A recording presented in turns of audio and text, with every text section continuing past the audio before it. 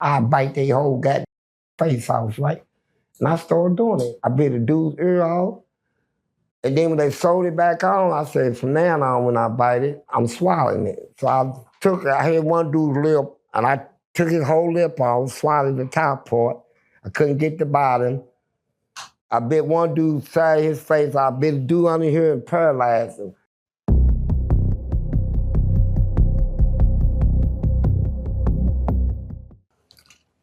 Prison Stories 101. We finally got him in the building. Fleece Johnson, a.k.a.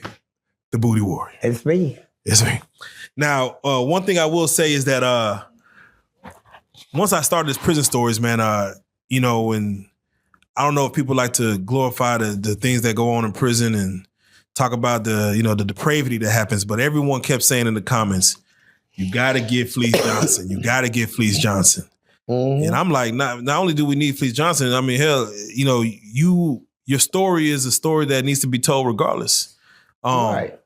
So before we get started, allow me to let you reintroduce yourself and tell us how much time you've done overall.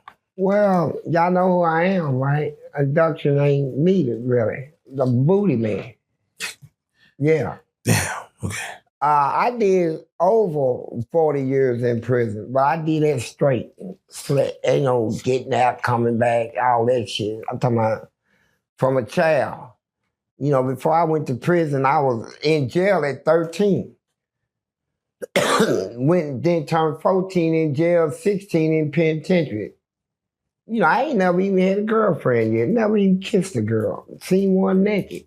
Nothing like that. So they sent me to prison, man. And so I had to learn all that in sex. What is this between my legs called? Okay, I knew that.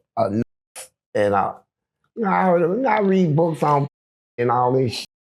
When I got in there, man, it was my first, you know, I was a virgin, man. My first encounter was with a man, man. I come, man, and I was nuts.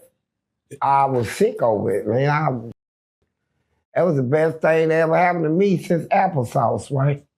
Oh, man. And so right. That's about it. I fell in love with booty, man.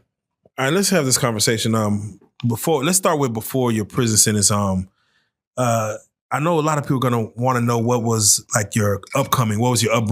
But I came from a family of 3 boys and 3 girls, and 7 of us. I'm the 4th of the boys, the youngest. So I'm, you know, by the same mama and daddy.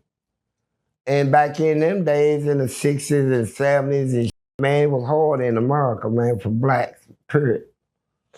And so one day, my mama and them, what changed my whole life, I was 10 years old, man. I never forget it. My mama and them went somewhere, so I'm walking through the house to see where my brothers and sisters was at, right? I'm looking for somebody to talk to. And went upstairs, looked in all the rooms, the last room, I opened the door. So my sister tried to offer me something. I said, no, I'm gonna tell mama. I went back in the room, and by the time mama and them came home, I fell asleep, man. And when I woke up, they was whooping me. I'm like, what the f they whooping me for? And they done made a story of something they told mama and them that I did. They agreed, got me whooped, and start getting me whooped almost every day, right? So that I won't be able to tell mama what I saw them do, right? And if I did, they ain't gonna believe it. I can't tell them now, they whooping me. So I got everybody against me. So I'm 10 years old. So I told them one day when I got tired of it that I'm not gonna cry no more. So they told mama, and she came in there, and I got smart with her. And she whooped me until her nose was bleeding, man. And I still wouldn't cry. My daddy came home, same thing. He took his belt, beat me. I wouldn't cry, and he balled his fist up and hit me in the face, right? At 10. When I got out of the hospital, I said, I'm ready for round 2. They said, you don't get whoopings no more. So that killed all that. I never got another whooping. But in school, that same sister, man, they try to get me to have sex, I was like protecting her from boys, not brothers and sisters buying like that. Yeah. And the teacher in school, back then you can whoop kids, with permission, spank them if they act up. So he made her pull her pants down and go spank her with his bare hand, butt naked. So I took a .22 pistol and went over and shot him. And so now I got kicked out of all the schools in Kentucky. Oh, man. Not allowed to go to no schools. So then I started stealing. I started stealing and stuff. And then I was hanging around some people that were older than me, man. Like, I'm 10, they 15. I ain't got nobody to talk to at home. My brothers and them, everybody's against me because of what I saw them do. So these 15-year-olds, man, was two of them, man. And they took advantage of me, molested me and stuff. And still, I'm going through life, I ain't got nobody to tell this shit to. What these motherfuckers doing to me. They were stronger than me and all this shit. I'm 10, they 15. So this went on, and then I started comping attitudes, man. Now at 11, at 12, I started packing guns. Yeah. I'm robbing everybody in the city, just robbing people, man, robbing stores, man. I'm just, it's like I'm not really doing it for money, but I'm just doing it to vent, man. It's like vent. Then I got dangerous. And then the two that molested me, they come up shot to death, right? That would take care of. So who? Someone did that. Yeah, you know who did it, but I ain't gonna say all that. But then, I started having a reputation in my city, man. I'm hanging out with people 27 and 30. I'm growing up, 13 years old. The deadliest thing in the city, man. What city is this again? Louisville, Kentucky. Louisville. Place where Muhammad Ali was born, where they have the horse racing, Derby. Kentucky Derby. And that's the city, man. And so can I ask you a question before we get too far away from it? Is you said you walked in and seen your two brothers and your two sisters. Two of them, man. As a child, man. Did you question, like, I know you was gonna tell mama, so you knew smart enough to question nothing. Yeah, bro. you knew it was bad. Yeah, I knew that much. I knew just that they weren't supposed to be doing that. I knew that. And they beat you till you didn't want to tell no more. Man, they had my mama and them whoop me. They was making stories up every day that I did something that they done just to stop me from telling what I saw them do. And that's caused a fiction between us throughout our life, man. But I try to still be a good brother to them and all this, man. And it's a whole lot they did to me, man. Like, when I was in prison, man, I was left inheritance. Grandparents and stuff, they ain't care about nobody but me, man. My sister took my inheritance and brought a condo, brought her and her husband a church where they preach. And never sent me one Bible verse in 40 years, right? Wow. Stole my money. Then my brother, he stole my money on my daddy's side and the land and stuff, and he sold that and went off into the dope game. And so nobody thought I was gonna get out of prison. I'm in there fighting every day. I'm fighting in almost, man, fighting battles. And when I pop out of prison, it's like, well, the money was just sitting there and you act like you didn't want that, so we put it to good use. We bought a church. I said, you could have sent me a Bible. Just a Bible. Yeah, anything, a letter saying God loves you or anything. You didn't send me shit. I want my shit. Hold on real quick before we get to the prison sentence. You said the two young men, they had molested you, the teenage boys. Yeah. Yeah. Did that disturb you not only then, but does it still disturb you to this day as far as? Nah, I don't even, it's just an experience. I look at everything in life as an experience, man. I look at it as something you experience in life, and whatever you experience is determined. Your strength is determined from it, right? You fail before you succeed. You weak before you become strong. So it's a learning experience, man. I don't take it personally where I let it bother me for the rest of my life. It's just something that happened. That's how I look at it. It happened, you know. Would you say it set you off? It took me in a different direction, man. It made me just toughen up against this whole world, man. That's why I fought so much. I fought and fought and fought and until I was able to discuss it like we discussing it now. Yeah. And that kind of healed me right there, right? Where I can actually talk about it, right? Yeah. Don't bother me. So you they did, so they got theirs, right? Man, sometimes I didn't get pregnant. I'm glad. Oh man. Oh, hold on, wait.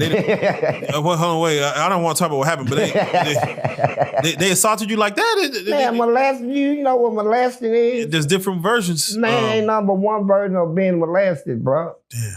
You know, motherfucker tried to impregnate me. I got them. I mean, yeah, it says something. I mean, it said that whatever happened to them happened. I ain't gonna discuss that, but yeah, sodomy. Yeah, it said that they died that way, but So the two teenagers, were these random strangers or like a two pair that you trusted? People come through the hood and stuff, right? Yeah. You know, I lived in the projects, man, in an area where police couldn't even come down there. White people wasn't allowed, you know, and everybody was like, it was like we called it Little Africa. It was called Southwick Housing Projects. And I love the projects though, but you know, everybody out any time of night, it's parties every night, man, somewhere. Somebody got a party going and you can just get up out of bed and just put on your clothes, man, and just somebody's throwing, man, and just go right up in there, man. It's, you know, anytime, man. And I loved it. But then I went from that, man, I started getting I robbed so many people, man, in so many places, man. It was like, they couldn't understand me, man. What is he? Why is he doing this, man? And I never even put a mask on, none of that stuff. And then I got involved with the police where I was in a stolen car and they tried to kill me. And then the police tried to kill me. He come up dead. Oh, man. White lady said she saw me do it. And I go to the jury trial. And at the trial, all the police was there. They was inside, waiting on the verdict. And he said, it's the person that pulled the trigger, is he in his courtroom, pointing at him, pointing him out. And she looked over at me. And I remember that little baby look I used to put on my face when I want something out of my mama, and she did not put that look on my face, man, I'm a child. And she tilted her head sideways like this is a hard decision, boy. She said, no, he's not in the court. Case dismissed. So I jumped up and was cussing them, y'all pigs. And when I ran out of the courthouse, it was all the police outside. What happened? What happened? What was the verdict? I said, not guilty, punk. Thanks for the car. And I jumped in the police car. I was already sitting in the street and stole it right there. So they say he's crazy. Oh, you hopped in a police car right there after not guilty? Right there. Took it. Soon I beat the case, cussed them, and they tried to chase me. They couldn't catch me, man. I was glad of that. When I get in the projects, it's over, bro. Oh, man. If I make it to the project, nobody is catching me, period. Oh, yeah, you was wilding. Period. What age is this? What age is? Yeah, I'm 13. 13, yeah, you wilding. And then when I finally, I started robbing again, robbed 16 places. And I go in one place, tie them up, go next door, rob them, tie them, go down the street, go to the next block, do the whole block, right? You know, we call it block robberies. And I'm the only one who can do shit like that. And so... You robbing while people are there? Yeah. You tying them up? Yeah. Oh. Man, get on the floor, get tied up, go in the back, I'm going to rob the store next door. And then I'm going to tie them up and I'm going to rob the one next to them. And then I'm going to cross the street and rob them and finish that whole block, man. You 13 around? Yeah. Oh. I had people around me that was in their 20s and shit though, right? Yeah. But they looked at me like, they gangster, and they were scared of me, man. And so, I'm serious. What'd they call you back then? Little Panther. Little Panther. Yeah. I was given that name by Angela Davis. She's a Black Panther leader, man. She was in a Black Panther. She created all that stuff. And they came to my city, man, and I made my way to her, right? Past her security team and all this shit, right? And she liked that. She said, come on. She said, I'm going to give you a name. You carry this to your death. She said, Little Panther. Yeah. She said, it's a Little Panther, all that shit. And they left, man. She went back to wherever, somewhere, and they locked her ass up. So. Yeah, okay. But that's why I had my BJ for them when I got locked up. They said, we don't care he's a child, he's going to prison. All the juvenile places we put him in, he went in there and shut him down, right? Well, we had to close the place. We got to get him off the street. So when they sentenced me, man, I turned 15 and I was still in jail. And then they said prison. And I went to prison, and the Courier Journal newspaper in Louisville, Kentucky, all you got to do is contact them, say that the article was 16-year-old prisoner want to get out and go straight. You pay $15, they'll send you all the articles on me. I did stuff that you wouldn't even believe a kid could do, man. I took a car off the Ohio Bridge through a police chase. Oh. Landed in the Ohio River and came out of my clothes and got away. They found the clothes, not the body, and they put it in the Courier Journal newspaper that a big old fish ate me, gave my mom and them what they found, and they had a funeral. Everybody said I was an actual funeral. And 3 months later, I went in the house. My mama sat in the bed in the house. Mama. Oh, so you stayed gone from the house. They thought you was ate by a fish. Look, they put me in a mental hospital. I said, I ain't staying there. They said, you crazy. He's the craziest juvenile we know. I escaped 2 times. They caught me and they was tormenting me and put me in black rooms, put me in a bathtub with ice, put electric shot, shit in my head, electric shoot, all that. It was doing... Man, they did that to me in the hospital, like I was being experimented on. So the last time I planned it, popped that lady in the head with a chair, took the keys, stole a car. And the crazy dudes, I tried to drop them off in Indiana. They went in somebody's house, told people that, we did all this. They called a state trooper. So they blocked the bridge off. I'm in the bridge, and I said, man, I ain't going back to that hospital. I took the car off the bridge, man, into the river, man. And then swam out. Swam out. And the water started filling my clothes up with water. It felt like waste. So I just came out of my shit, left that, and swam down. Came out of there naked, man. Yeah. And they found the clothes. They sent dabbles and everything down, looking for my body.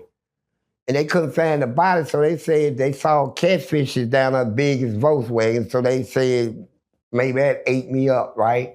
So they printed on the front page cover of the newspaper. And so I stayed gone. My mom and them had a funeral. And they say they was in there crying, going nuts. Oh, God. All that old shit. And I came back on the scene, man. I had 4. When I spoke to my mama that night, I had 2 guns back there, 2 up front, right? Mama. She was happy to see me, man. She cried and when she seen them guns, she said, why, honey? Why? Why ask me now? You should have asked me that when I was 10 years old, when all this shit was going on, man. It's too late to ask me why now. I said, I'll be all right, mama. Where's your daddy at in all this? Man, that nigga, man. That nigga,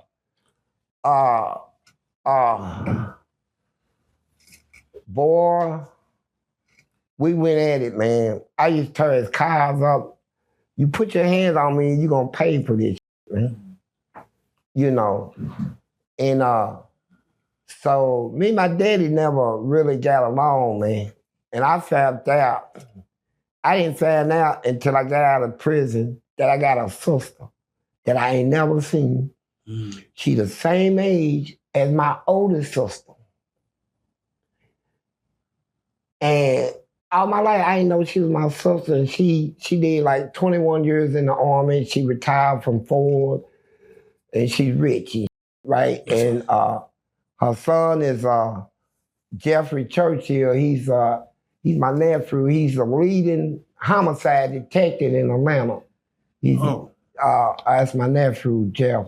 Shout out, boy. That's crazy. Yeah, that's amazing. But you know, I went through a bad life, bro, and I was in penitentiary. And like I said, I learned sex and And I remember the first time I come to somebody, man, I was like, nigga, I'm there, nigga, I'm in love.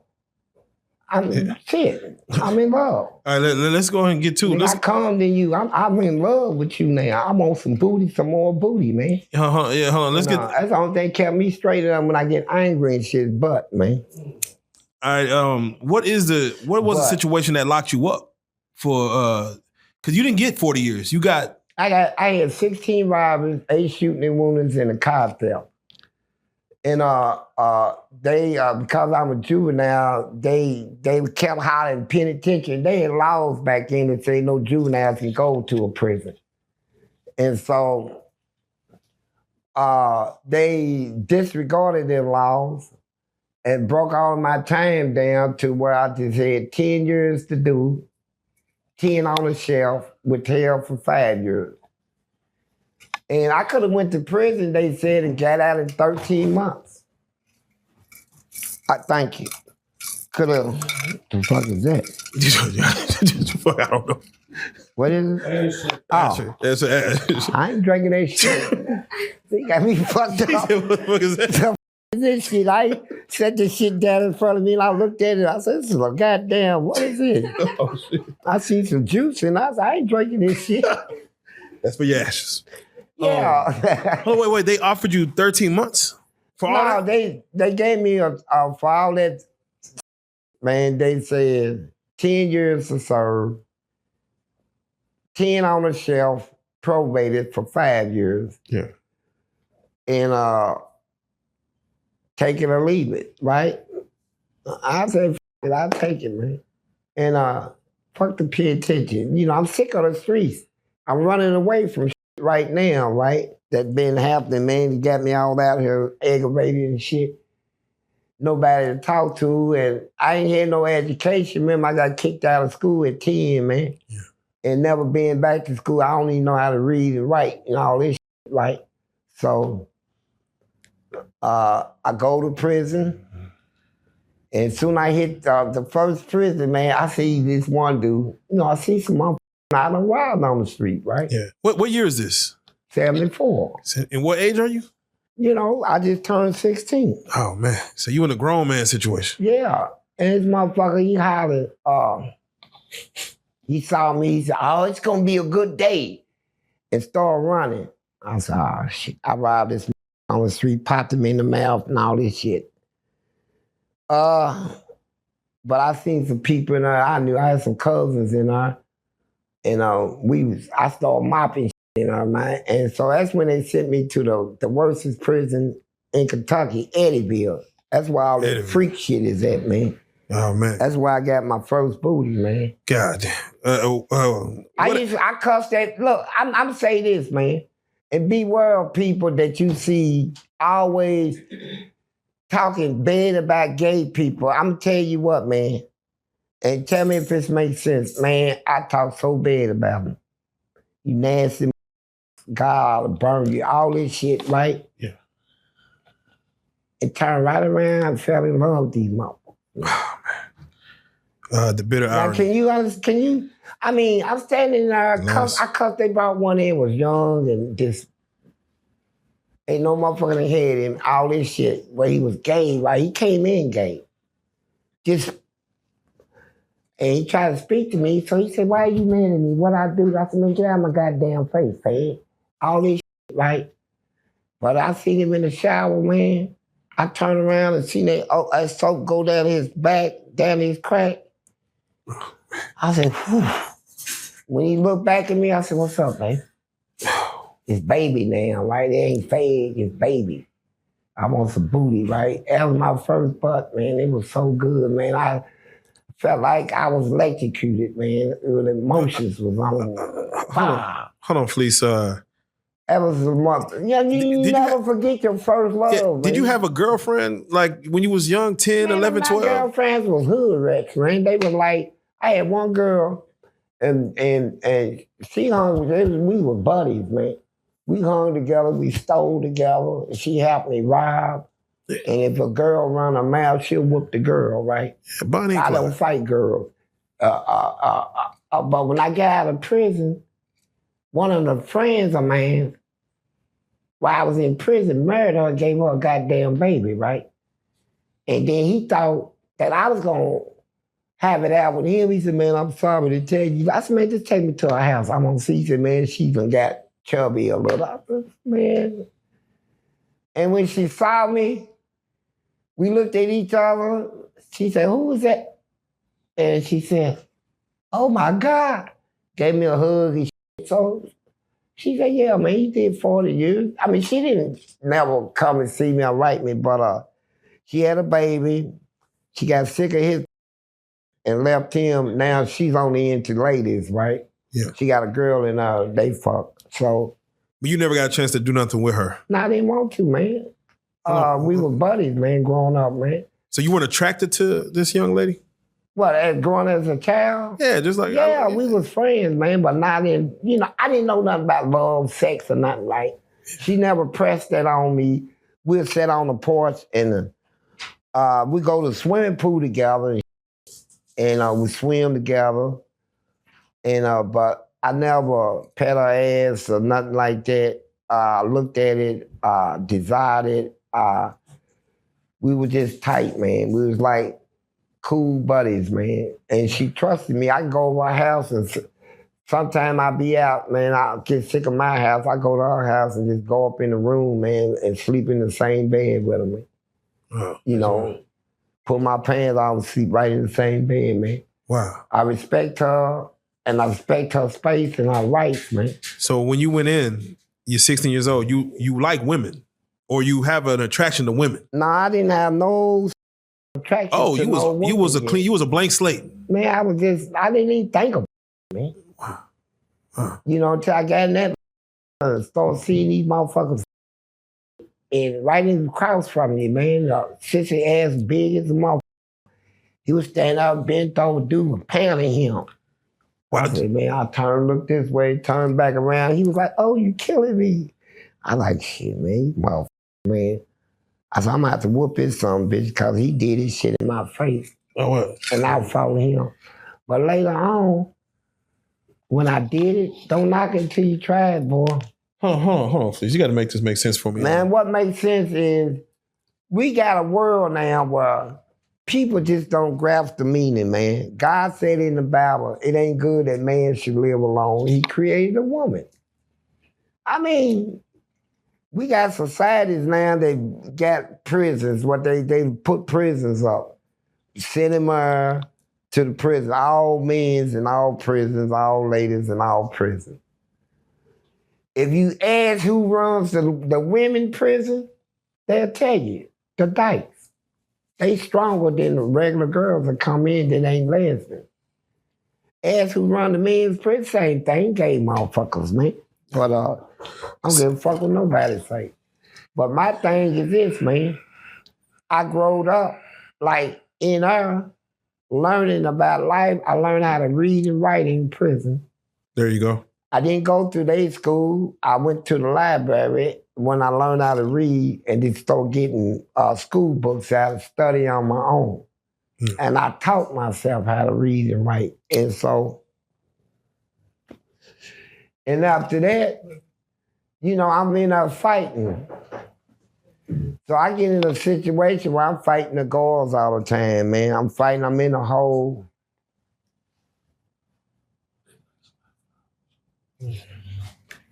I'm in the hole fighting and stuff, so I'm picking up time. I'm trying to survive in her. I'm in there by myself. Ain't nobody coming to see me. I don't get no visits, none of that shit, man. I got to hustle on my own to survive on my own from a child up. And you ask them, did he do it? They gonna tell you, man, he tore this motherfucker up. He tore it up, fucked all their ass, all this shit, man. Oh, man. When I got done with that prison, man, they used to put me in strip cells where they took my mattress, all my clothes, everything. If I want toilet paper, they roll it off and give me some. But when they come to check on me, I mean, I was smoking weed, cigarettes, got beer, whiskey, all that shit in there. Oh, man. They could not stop me, bro. I got to a point where I stopped caring about getting out. I stopped caring about punishment. Why I care about some punishment, man? I'm being punished. Yeah. You know, and so I picked up a lot of time, and that's how I ended up with 40. I kept going to court. Like this one case, his guard, he just, before he became warden, he ran his mouth to me on the walk one day. I'm on a walk with nothing but racist motherfuckers. He said, shut up, Fleece Johnson. You ain't gonna do nothing but red on people like you been doing. All the inmates in there knew me, though. They say, hey, Fleece Johnson, we know that dick sucker is lying. He's trying to hope we'll come out and kill you, man. We know what you are, man. I said, I'm gonna get him. I'm still gonna get him. And I made parole. At the time I made parole, it's like 3 years later, he just became the new warden. It was making his round to introduce himself to all the prisoners. I had a 5-gallon bucket of bleach. I've been boiling it for 3 hours, boiling it. I'm gonna throw it in his face, right? Everybody said, man, don't do that, man. Don't be institutional. Go home, police, man. You just made parole. I said, I'm gonna get this home, man. My word is bond. And when I threw it on him, it took all his, man, you can see his meat on his face just drop. Oh. All that. Right now, you can see it to his lip. They couldn't even put a lip back on, nothing. I got 15 years out of that, right? And so... And what did he do again? I threw a big... I mean, what did he do to deserve that? What did he say? He tried to get me killed. Oh, okay. Yeah. And he got me up. And so and then I picked up time from this dude, black dude named Ken Dude. He threw some piss in my face in the hole. Thought he was gonna get away with it. I thought he shit in my mouth, all this shit. And so I'm like, okay.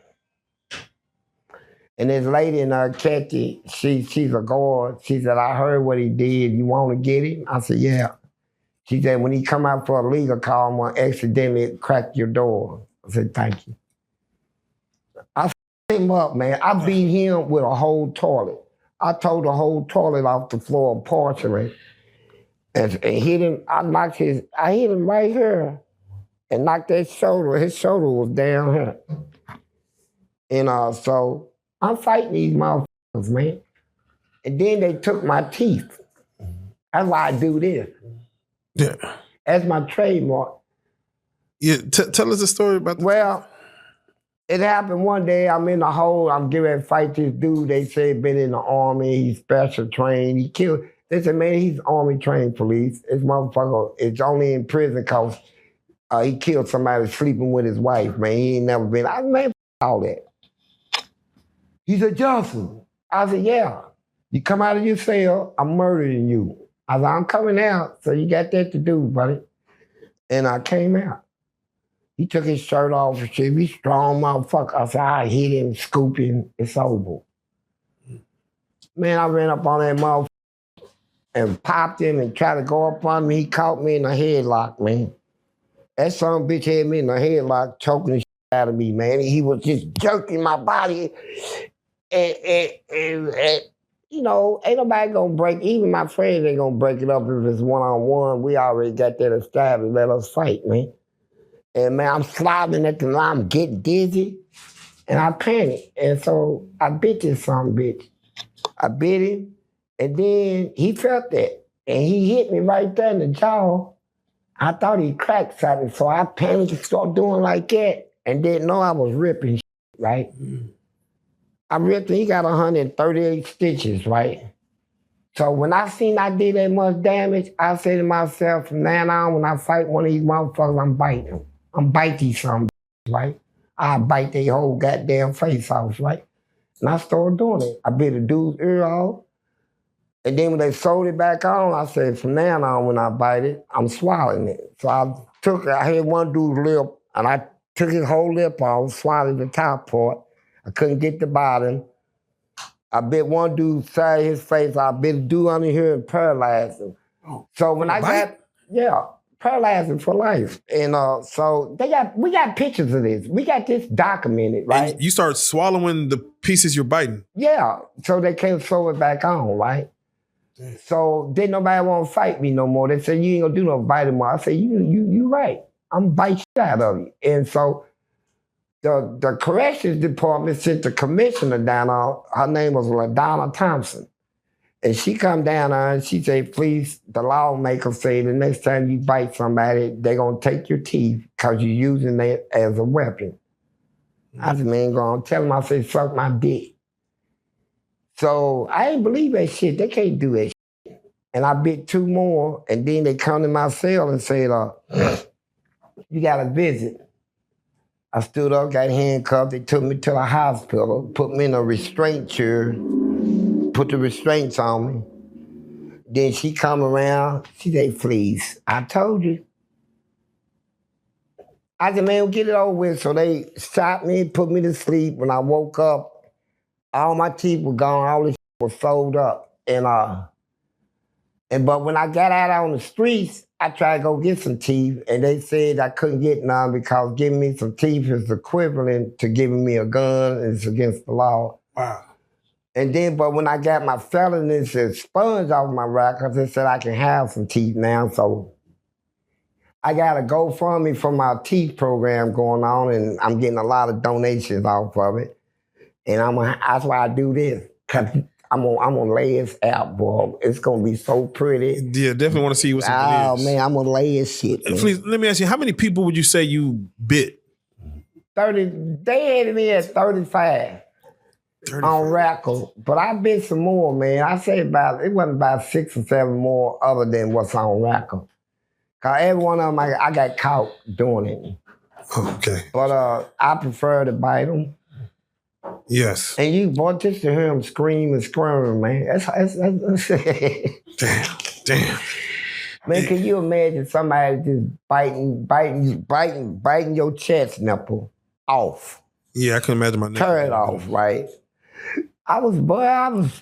Yeah, you a bad man. Yeah, you a bad man. I felt like an animal, man. And, I mean, you might be considered a cannibal. Nah, I ain't no goddamn cannibal. But I tell you what, it's a true story. In that penitentiary, I was so violent. They had 4 cells that nobody can go around. Because the people in these cells are the worstest that they got locked up. These is the kind that are cannibals. One of them, they had feeding up with raw meat and shit. Oh. So they put me on that wall. They locked in their cell. I said, all the cells is taken. They said, sleep on the floor. They trying to scare me, right? I sat there, and these motherfuckers, the one that eat people and shit, he's sitting in there like this. Staring at me and shit. I ain't afraid of none of these motherfuckers, man. I'm like, motherfucker said, hey, boy. I said, hey, your mammy. Big y'all with me, man. I'm gonna be your worstest nightmare down here. So when they asked me who I was and I told them, they said, we heard who you are. Every time I do something, they gotta lock the prison down. And then when they go back, so they say, who was that? You know, I was Fleece Johnson. I was Fleece Johnson. But they done been hearing on me. Now they get a chance. Now I said, I laid down and I talked to them, man. We joked and everything. I said, who you ate? I said, who's the first motherfucker you ate? Was it good? What did it taste like? I used to trip him out, right? Dude, he killed his wife over a duck. with him, right? Get in the back of him, go quack, quack. I said, you thought that was that duck, did you? You know, like that. Damn. I was just silly, man, but I fought so much in prison. Then when I went to the paralegal, man, we had a lawsuit that I took my case and contacted the Department of Justice in Washington. So they sent 3 civil rights black ladies down there to represent me from Washington, D.C. So they say, look, y'all got a class action already pending. We can take your case, combine it, consolidate that, take over the whole suit. We can get you out. They say, we know we can get you out of prison, put money in your pocket. We can get one judgment for everybody. I said, let's get one judgment. So I sacrificed myself. We won the suit, man. It cost the state, my testimony cost the state $200 million, bro. Now they really mad at me. Then they got mad at me when I tore up the lecture. I'm the only inmate in the country that ever got into the death chamber and tore up that room. Yeah, why was you in the?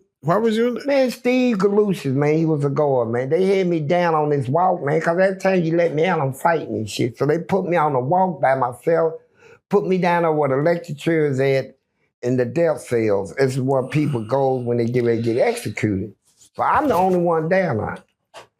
So he came and told me, said, I'll fix you up on food and all this stuff if you do me a favor. I said, what? He said, go on there and clean this room out. He said, don't touch nothing in there but the mat that is around the lecture chair. Pull that out, clean it off. Don't try to sweep or nothing else. Just do that. I said, okay. So I went in and sat in the lecture chair, crossed my leg. I'm sitting in the lecture chair.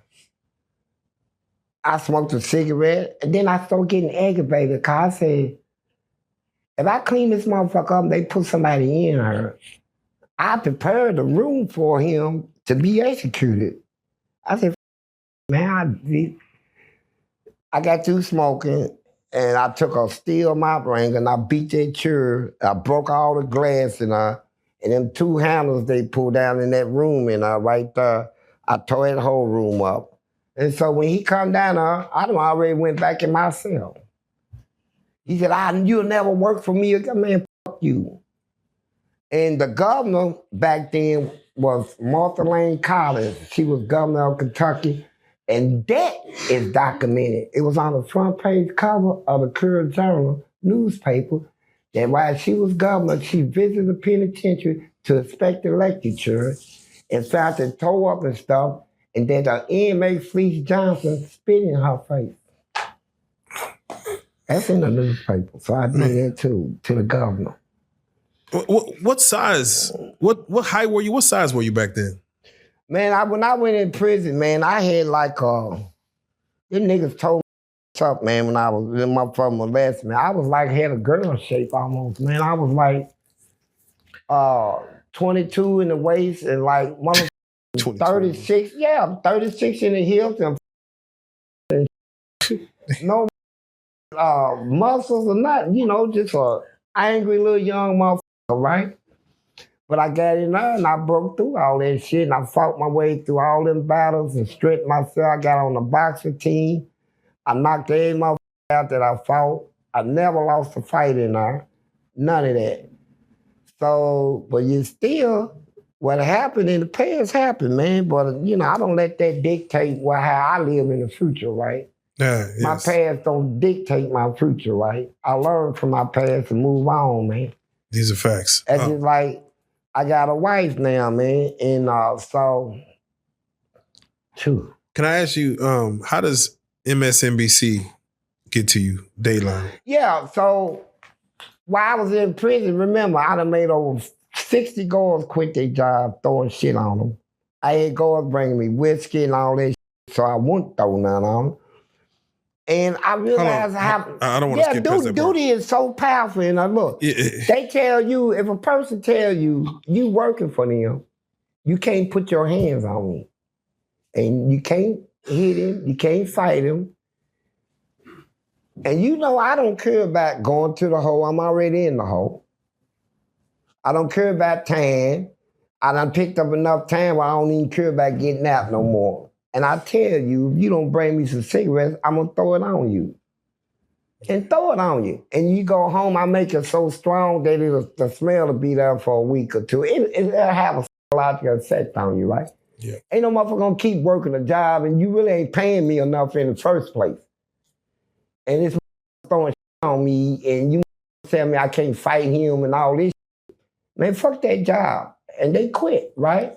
And so you were actually I took over the prison. You was actually I took the goddamn prison over. I mean, you would take like you would keep it stored away, or you just actually shit on command? Here's how I do it. I'm gonna tell you what led to it, cause I ain't fail, right? But I got a get back problem. They put me in the cell one day. I'm gonna tell you this. It's just disgusting. They put me in the cell. They were leaking water. I told the guard, we passed a cell can you put me in that one? He said, no. I said, can you let me talk to a lieutenant? He said, lieutenant's busy. I said, you ain't even. I said, lieutenant. I saw hollering. So when the lieutenant come up, bro, he said I was disturbing the walk. Handcuffed me, took me down in the dungeon. They stripped me naked and four-pointed me. My hands handcuffed and my ankles to the bed naked on my stomach. And they left. And it was hot down about 130 degrees. I'm sweating. So I say, you dicks, white, you cussing to me, right? So I go to sleep and I wake up, man. There was about 1,500 flies in the crack of my ass, bro, buzzing like I had a vibrator up my ass, right? It was the most disgusting feeling I ever felt in my life. Wow. And anytime I moved, they go deeper. They were buzzing, man. I lay there and had to take it, man. And what really disturbed me is before I came out of this shit, man, my dick was hard. And that's what bothered me more than anything. Flies eating out my ass and my goddamn made my dick hard. So it offended me. It was so disgusting. How is this even possible that you can see this as disgusting but still have a hard dick, right? And so when they let me up, I said, I'm going to get them back. I ain't going to trip over it. I ain't going to go crazy, lose my mind. I'm going to get these white motherfuckers back, right? So I told everybody on the walk, when you send the down to me so I can make it up and throw it on. And so they send me cups of shit. And I tied something on my face, took a broomstick, and I chop it up, make it real thick like a milkshake, put broken glass in it, then magic shade, 4 cans. That's that shit to take your hair out. So when I threw it on them, and I said when they try to rub it off, they're gonna just be smearing it because it's so thick. It ain't gonna come out watery. It ain't gonna come out in lumps. It's gonna come out like a goddamn milkshake. And then it made her hair fall out and all this shit. And that glass would cut them and make them think they got a disease, right? So it scared them so bad because ain't nobody ever tried them like that. So I did that for 6 years until they passed the law that from now on it's a felony. I backed out of it. But in that 6 year while, I controlled the penitentiary, bro. They did anything I told them to do. So I got my dick sucked, I had ass, I got all that shit, man. You damn. So you made damn near 60 guards quit just based on how terroristic threats. Just throwing shit and shit. But they brought in this they called Captain Travis, come from the Army. He was in the branch interrogation unit. He said, I was hired by the department to break you. That did some, his department was when they catch spies, make them talk and all this shit. Yeah. He knew all that, man. He tried that bullshit on me. And goddamn, I told him, motherfucker, you gonna die with me. He died right there in that penitentiary. His heart bust on him. Oh. And so Ezel tried me. And I blew some shit in his ear, man. 18 months later, they cut his head open and he died. So all these motherfuckers tried me, man, I'm gonna fight you. Yes. Man, who you white motherfuckers? Who tell you, who think you are? Y'all make the rules. What's right is what y'all say is right. What's wrong is what y'all, man, no. I know right from wrong. Yeah. So you tried me, motherfucker. So they tried me, man. I fought back, man, and I won. So when MSNBC, as you was asking me the question, they came in, now I'm getting ready to quieting down now. You know, I got dope, I got whiskey, I got ass, I get my dick when I want, right? My ass licked, all that shit. By women, right? By the men's in the penitentiary. Nigga, I get my dick sucked whenever, man. Get my ass licked, all this shit, man. And, you know, nigga, I was in that freak shit, man. I ain't gonna lie about it, but I had everything. So now the prison want me to take over the Skirt Straight program.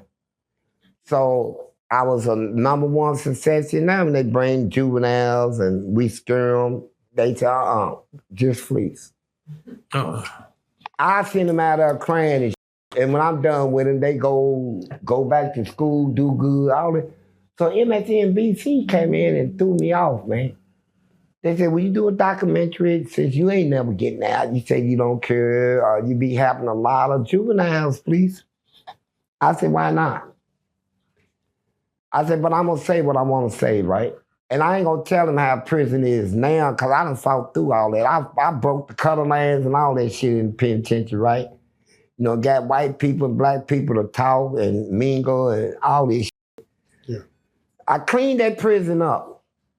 But I ain't gonna tell nobody that because they gonna feel good about going to prison now, right? You go to prison, get you a goddamn PlayStation. I ain't gonna tell them all that. I'm gonna tell them how it was when I came in and leave it there. For them to wonder if it's still like it, right? But when I did a documentary, I didn't have no idea that these still got a grudge against me. So what they did is took that documentary, edited, cut it, made cartoons out of it, portrayed me like I was a predator. Like I'm just coming on, I just attack them and all this shit. You know, I fuck ass, man. I talk motherfucker. I'm a romantic motherfucker. I know how to talk a motherfucker out of some ass, right? And so. But you said you was a warrior. Yeah, I'm a warrior, man. When I ain't ass, nigga, step to me. I'll show you. I was that type of. So whatever I did in prison, no question, man. You know, I'll fight over what I stand for, bro. You know, if y'all don't ass, cool, man. I don't need to speak to. We don't need a jig, talk or nothing. Nigga, I fuck ass. Nigga, I'm in here, nigga, I ain't never getting out, and I'm gonna do what I want. So you had said that it was more important to you than water. It was, getting man. Booty. It meant so much to me, man. Booty was, man. And so MSNBC, they portrayed this, and then an institution threw me out of prison, man. Even though I cuffed them, they had a plan. We're gonna throw you out in society. Everybody now is hating you, man. They say you a monster. You this and that. You took people's booty. And Vlad, your friend Vlad. Vlad TV, Yeah, Vlad, your friend. I don't think he ain't my friend. Your friend Vlad. Go ahead. That song made $10 million off that shit, right? Or more. But they didn't have no idea I was gonna ever get out of prison.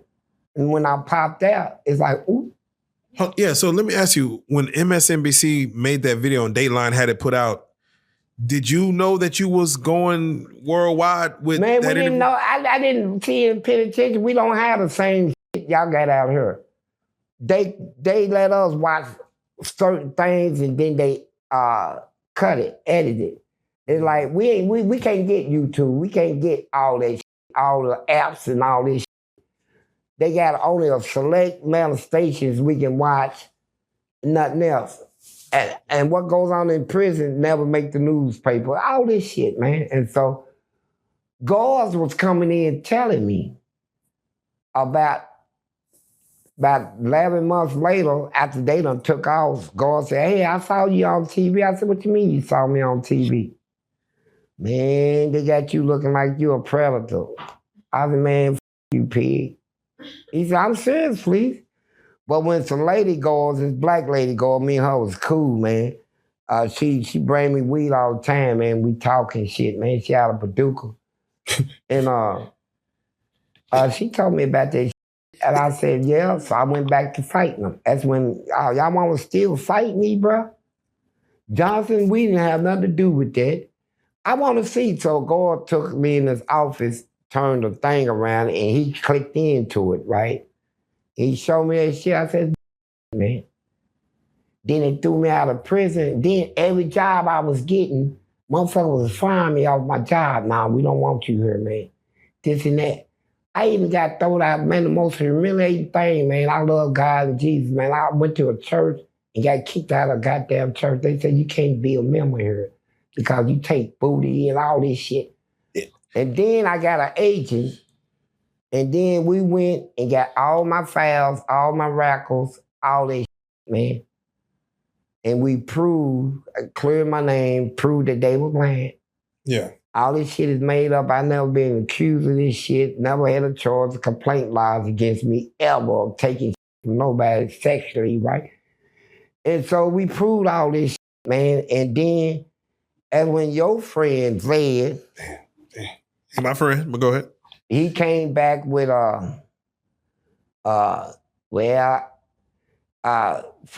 he went from I raped 100 people to, well, I think I know one case where he did.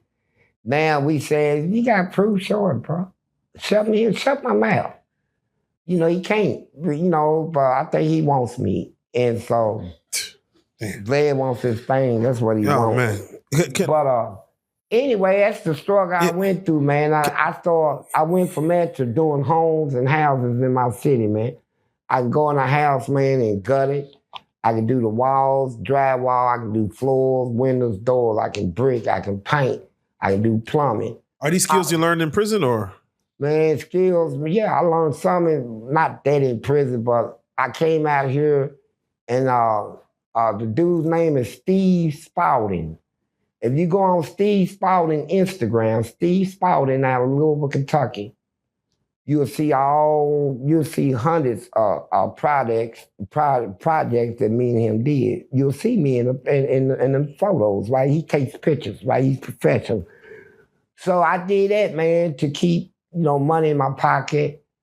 And then when I started going into recording, you know, I stopped working, man. So now I got a business, man. So let me ask you, in prison, how many partners would you say you had? Shit. I was the type of, I had the one I fell in love with. We was together like 9 years. And I didn't, just the same thing out here. You don't f around, don't cheat on me, all this shit. That goes on in prison relationship. The same relationship. You know, she running up on me. Come here. Yeah, baby. What was she doing around? Look, who said, you know, you go through all this drama shit in her.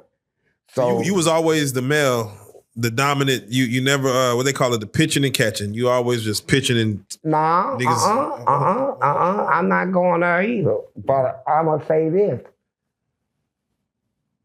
When I made love to him, I make love to him. That answers that. Okay. I love my kids and suck their ass, all that shit, feet. Nigga, I'm a freak, nigga, for real. I learned that shit in prison, man. As a child, I growed up in there.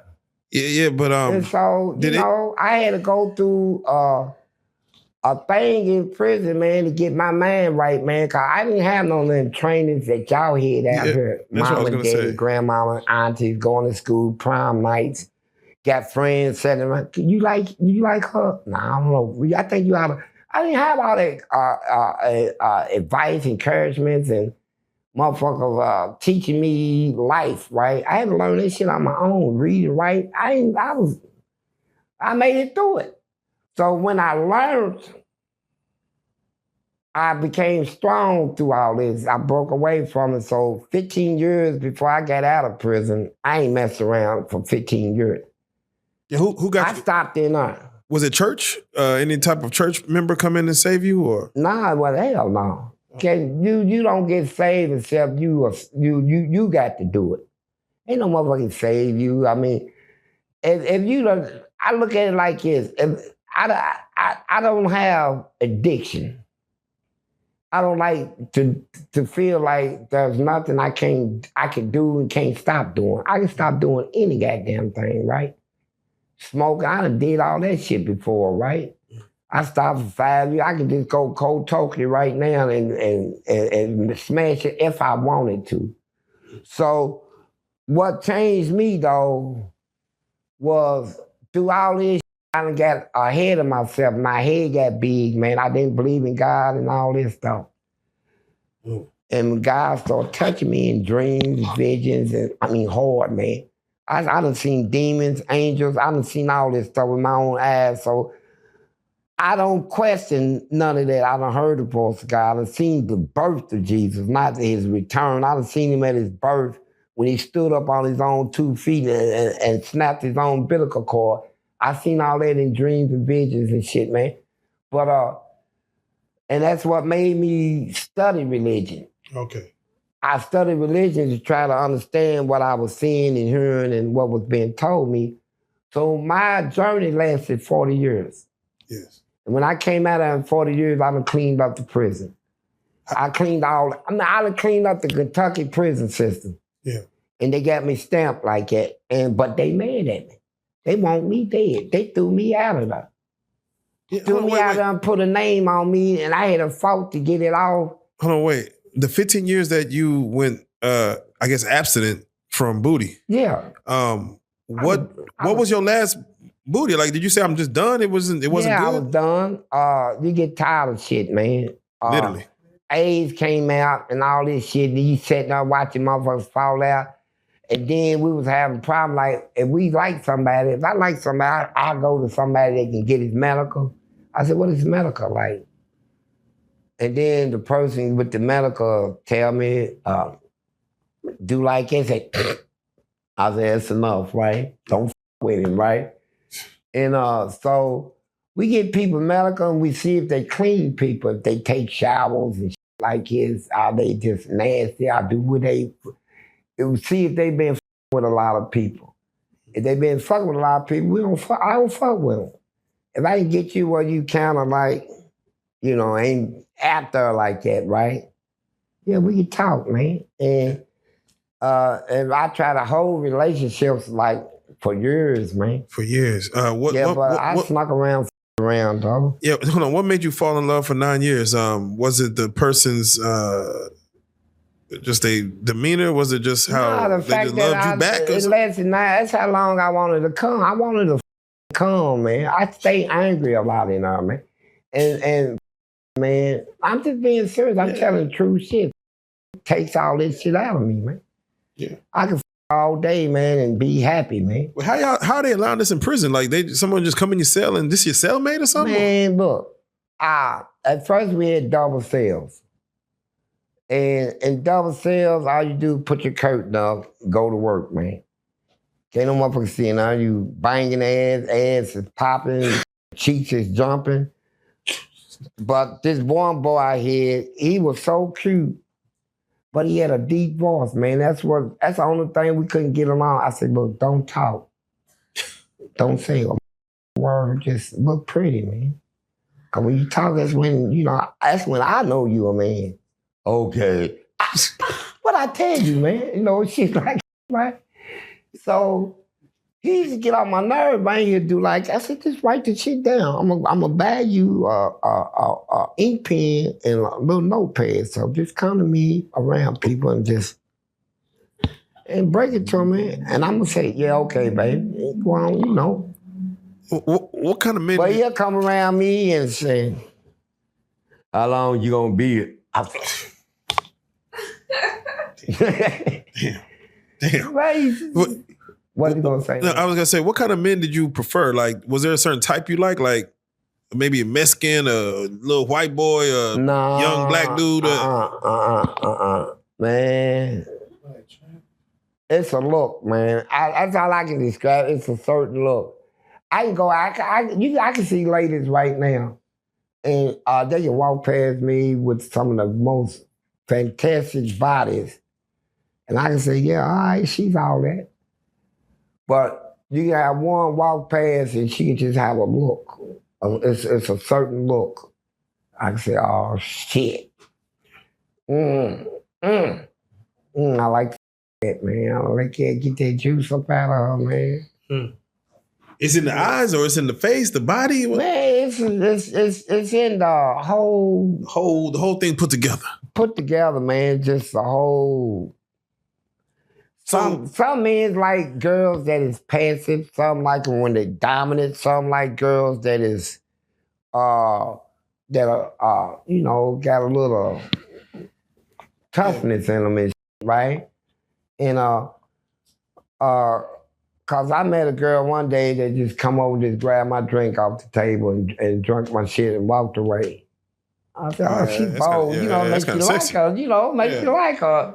Yeah. And so you like the boldness, but you got some girls is too weak. I got some that is the Duran type, you know, kind of match my personality, man. The kind that is like, you know, you got some girls, they walk around and they want to take off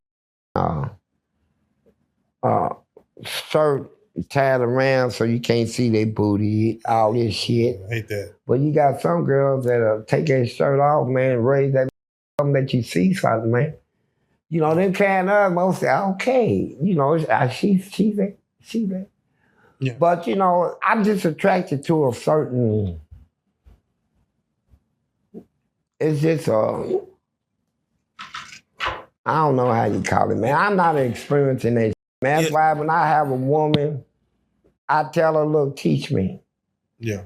I love doing that. Teach me, show me what you like done in you, right? Yeah. You like your feet? You want motherfuckers to suck your feet? Your ass? What turns you on, right? Yeah. Do you like to feel like you being taken, roughed up when you getting fucked? If she say, yeah, I turn here, bitch, give me that shit. You know, all that. You know, I can play it, right? Yeah. And so that's...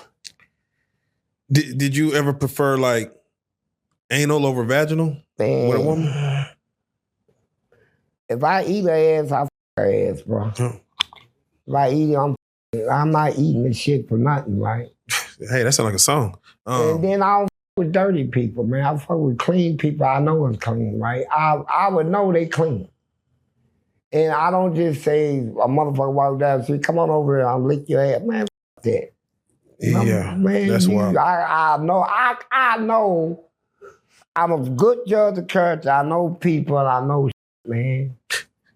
And I like pussy, man. I growed up in that shit, so I'm not coming out here trying to sugarcoat shit. I'm up and come out of prison, they lie and shit. They don't tell what really happened, how they really lived in her, what they really did in her, all that shit, man. You got motherfuckers come out of prison, man, but try to keep all this shit here and not tell the truth, man. Fuck it. No, definitely. Who's better than me? That's how I'm trying to figure out. Right. Who ain't did something in his life, right? A lot of people don't put it out there, hey, man. Yeah, I saw my sister naked one day, man. I used to jack off on that. Some old shit like that. You know, you got motherfuckers got all kinds of secrets and shit, right? Yeah. Yeah. My brother taught me how to jack off. We used to sit in the bathtub, jack, all that shit, right? Damn. But don't tell shit. But me, I tell it all, man. I don't fuck. So, was it ever, when you was in prison and, you know, this booty fascination, was it a power trip? Was it because you wanted to overpower new people? Did you prefer like it wasn't no power. Did you prefer a virgin booty versus someone who? I prefer to get off, bro. That's it. It was all about getting my rocks off. When I get aggravated, when I learned about sex and how it made me feel, it took like I said, I wasn't getting no visits, none of it, right? Yeah. And so I stay aggravated. I'm a child, growing up in here. So when I got some ass, man, it was like, shit, that's it. Whew. Man, I wanted more, man. Yeah. I wanted more ass. You know, shit, make me feel good. Did you ever... well, who said that? Halle Berry motherfucker made me feel shit. I tell them motherfucker. Do something make me feel good. Make me feel good, Monsters man. Ball. There's nothing better than sitting there in a jail cell with your legs spread your dick, man. And motherfucker doing whatever you tell him, man. I'm telling you, man, you sitting there eating a bologna sandwich, your dick and shit, man. It's good shit, man. Well, hold on, wait. Did you like what happens after that? What you like? Chill with him? You kiss him or something? Yeah, I kiss him. Come here, I kiss the out of him. Yeah, I kiss him after I come in it. You know. Did you ever that bologna sandwich? After he sucked my dick, he sat on my lap, wiped the mayonnaise and off my lip, and I kiss him, man. I mean. Oh, he laughed. Did you ever pass? Did you ever pass? Yeah, some gangster shit. Did you ever pass? Ain't no gangster shit. Did you ever pass an inmate on to like another inmate? Like, hey, I got this. Yeah, I got Bobby for you over. You know, you can have. Yeah. Because Devo, he got out and he had his sister named Baby Girl, real pretty motherfucker. He's white though. And everybody wanted Baby Girl. So this dude, Glenn, he got money. See, you think people in prison is poor. A lot of them motherfuckers, white dudes is rich. This motherfucker had 1,400 acres of land, all this shit. He came to prison for killing somebody about his wife. But in prison, he wanted this baby girl. So he offered me 100 boxes of cigarettes. And I talked to baby girl, and baby girl said, yeah. So when they went together, baby girl come back to me and said, you need to get me away from this crazy son of a bitch, right? Say he cries and shit. I said, look, you got some panties? He said, yeah. I said, you eat right? She said, yeah. I said, go get your panties and come back. So I poured some hot sauce in the panties, make it look like you bleed. Took some peanut butter, put some syrup on it, then I put some magic shade, make it sting. I said, put that up your crack. When he come eat your ass, let him eat that. And then he come to me, hey, Fleece. I said, yeah. Man, you know, I love baby girl, but I think she got a sickness or something, man. She all the time, man. She's bleeding. And I don't want to just tell her could I pay you to get her away from me? I said, well, give me 100 boxes of cigarettes. He said, you got that. She was gonna leave him anyway. She tried to get me to get her, you know, so I arranged. So I was doing all that shit, but I done had exercise. I went, but I don't just somebody and say go to him. Hell no. If I you man, bro, as long as you here, you better not with nobody. Oh, you don't like to share? No, for what?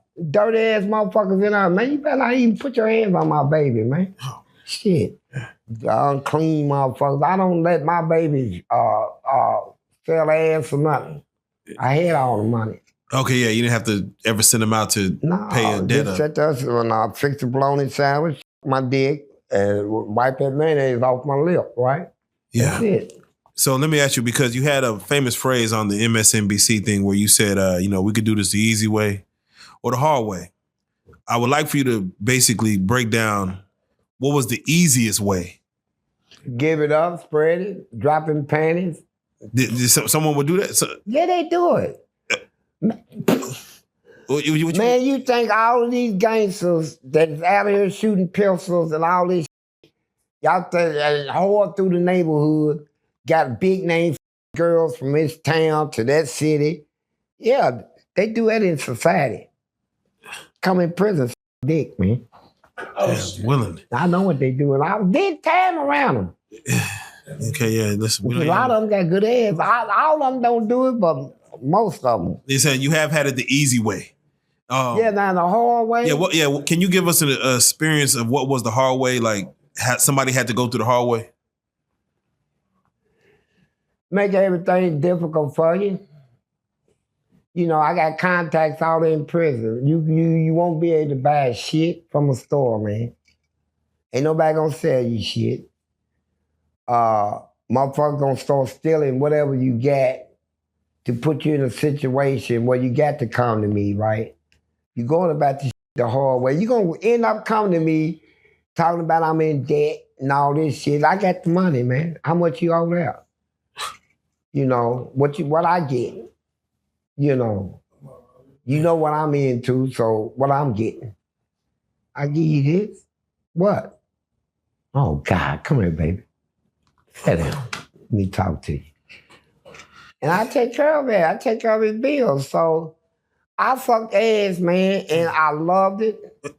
And I'm just... Wait, hold on, hold on. God, hold on. I'm thinking the hard way is somebody squirming and scrambling, like trying to get the hell away from me.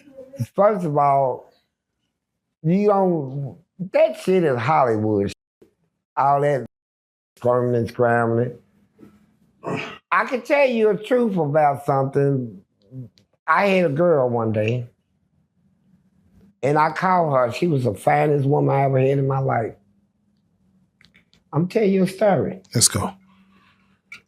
And I come in, it was a little young dude and I, about my age, you know, he was right? I looked and she did like that, try to cover herself, looking at me real deceitful. Like, I said, get on up out of here, man. He gets smart. So I take him to the ground. I say, is this a nigga you think is a man? You think this nigga's a goddamn man? I'm gonna show you how much a man is. She turned on bad. So every time she wants to see it again, she'll go get a motherfucker and time it just right. I come in, catch him. Fuck him. I said, he ain't no man, bitch. We'll find a real man other than me. I went through that scenario. Man, I've been caught up in a lot of shit I don't do no more. I broke away from. But I tell you this, man, that I love booty. Yeah. And I ain't the only one that love booty. Society love booty. Every country, everything you see on TV is about booty. Girls love their own booty. Have you ever watched them take their phone and look back like that? Yeah. Watch their own booty? They into booty. Everybody's into booty. And I'm not gonna sit here and tell nobody that I don't like booty no more because I'm out of prison. Yeah, I love it. I love booty. I fantasize about it all the time, man. You saying the diseases is what kind of stopped you from going that route? Yeah, every time I even go to any place traveling, I always Google the place. When I went to Atlanta, I Googled HIV in Atlanta, pandemic. HIV in Houston, pandemic. I Google shit. So when I step into a city, I already know what's in it, right? Yeah. You know, I study the crime rate and all that. What's the worst crime in this area and all that shit. It comes up on Google. So I know what I'm going into before I get there. And I know how to handle myself when I get there, right? Yeah. Peace out, man. Man. But that's just how I am, man. And right now, I go through, you know, when you're married, man, you try to stay true. And I think that was the worst thing I ever did in my life. Really, I did it for restraint, right? Because my word is good. My word is bond, man. Yeah. And I use marriage as to restrain me from doing shit that I know I'd be doing if I wasn't married, right? Quite right. I mean, like, yeah. Who was looking out for you while you was in there? Was your mom? Only me. Your mom never like. Well, my mom sent me cards and with every now and then money, right? She held that all the way to the end, man. But when I'm making all that money now, I'm sending mama money. Yeah. You know, I sent my sister money. I put my nieces and shit. See, that's what made me mad. I put my nieces and them through college, bro. You ever heard of the website LinkedIn? Yes. Well, my niece runs it. Oh. Her name is Sonia Overstreet. She's over that Woman of the Year, all that shit. Google that. Sonia, Sonya Overstreet. That's my niece. I paid for her college. Wow. And my other niece, Cherie, she got 8 college degrees. My nephew, Quincy, he's a president of a bank in Jeffersonville. All this shit, man. My people got good jobs and shit. Yeah. But here's the point. When I got out of prison and I finally hunt down my family, I hunt them down, right? Went through the internet and all this shit. And so we met up. So my niece Sonya, she's an architect. She got a master in architect, engineering, and drafting. She got 3 masters, right? She married a white man. He came down with her. She said, Uncle Fleece, tell me what you want. I bring it, clothes, size, all that. She brought me a lot of shit. We get in the house.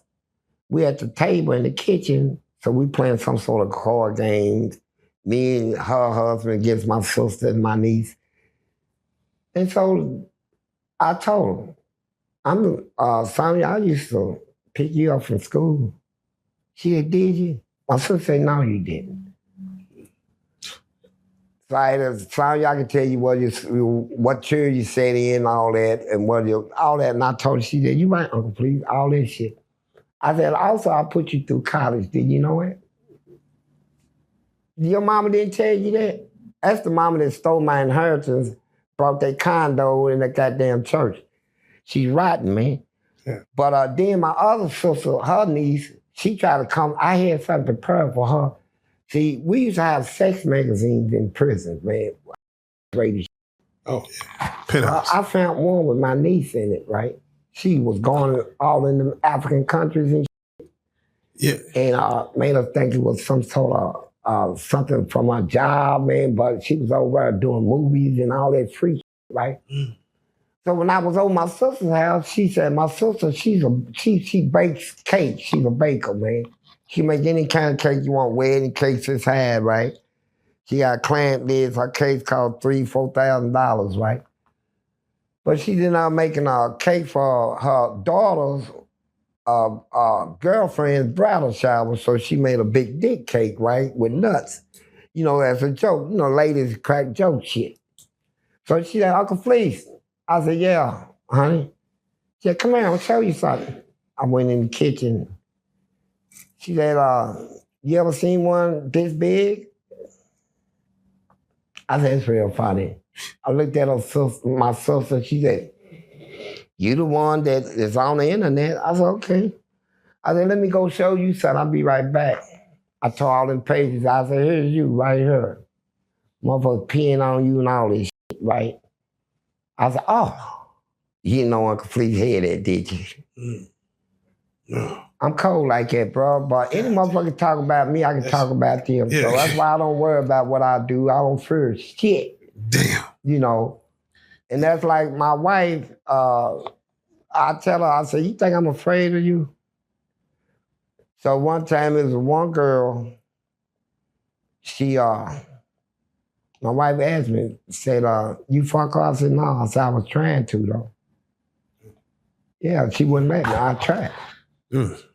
I mean, that's how honest I am. Yeah, hey, be real with it. You know, if I do it, if you say, did you do it? I'm going to say, yeah, I did. Yeah, I tried. So if you want to leave me because I got a problem, go ahead. If you love me, help me work on it, right? Give me some pussy, right? Shit, I want to have to go out there and get it, right? Yeah. I guess. Man. But, now, and that's what I want to get to, as far as how did you get out with a 40-year sentence? I know you said you pissed them off. Look, let me tell you some corrupt shit. Yeah, walk us through that. I'm laying in my cell, man. I ain't never getting out. Guard walks up there and say, Johnson, parole. I said, parole? He said, yes. I said, you know what? I'm sick of this shit. Call me up there and tell me you'll see me in 3 years, 5 years. I only got 8 years left. I said, I can do that shit. So when I went there, they had a whole line of inmates waiting to go in. They said, oh my God, he's gone today? Please don't let him go on up before me, because he gonna get them, we know he gonna cuss them out and shit, man. They gonna, I said, man. How many times have you came up for parole before that? A lot, man. I lost parole for fighting. Like Ben Baby, I had parole when we walked through the child land and Ben Baby grabbed my ass. And I turned around and knocked him out in the child land. And but when I went up on parole, they let me keep the parole. But I think it was a week later, I got into something else and they took my parole. I said, man, parole, man. I can serve my time out, man. I ain't gonna let nobody disrespect me and walk around here, man. Brag about it, nobody. You know, I'll fight whoever, right? Fuck the consequences. Yeah. You scared of consequences, you're gonna be scared of take up for yourself. Fuck it. Yeah. You know, I can meet consequences head on, man. You know, so there's consequences for with me. So, you know, I ain't worried about their consequences. They need to worry about mine. What year was this last parole? What year was that? 2015. Okay, I think yeah. I think Obama's in office, I think. Yeah, I don't know who it was, yeah, but maybe not. I cussed them. I went in there. They said, sit down tonight. Said, damn bitch, y'all, and cussed them out, sucked my dick, kissed my black ass, kicked the chair over. And I thought they was gonna lock me up for that, but the warden said, let him cool off. I went in my cell. And then I heard some footsteps coming down the hall. Some lady, you could tell by the heels. She said, Fleece Johnson. She said, you the first at what you do. I'm waiting on her to say, you got to write up for, because I won't just stand up and spit in her face, right? She said, I never seen nobody cussing people the way you did and still make parole. I said, what? She said, you got parole. I said, stop playing, man. She said, yeah. I said, well, when I go home? She said, tomorrow. I got your papers here, sign this and this. You go home tomorrow. I was like, God damn. They just throwing me out, right? I ain't even ready for this shit. Yeah, but I say, were you ready to go home? No. Mentally? Hell physically? No, man. I'm having the time of my life. I got everything I want, man. I got dope, whiskey, all this shit. I'm running the prison. I got money. I got booties. Yeah, all this shit, man. I'm straight, man.